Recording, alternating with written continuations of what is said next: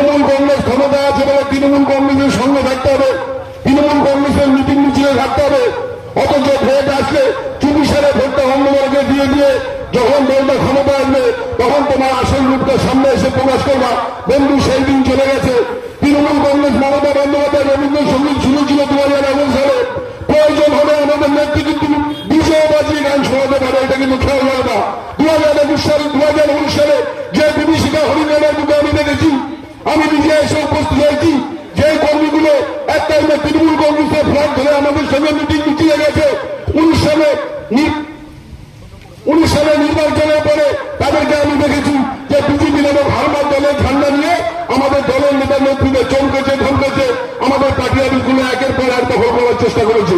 তাই বন্ধু, প্রত্যেকের কাছে বলে দিচ্ছি, আপনার ঘরে কিন্তু খাদ্য সাথীও আছে, আপনার ঘরে লক্ষ্মীর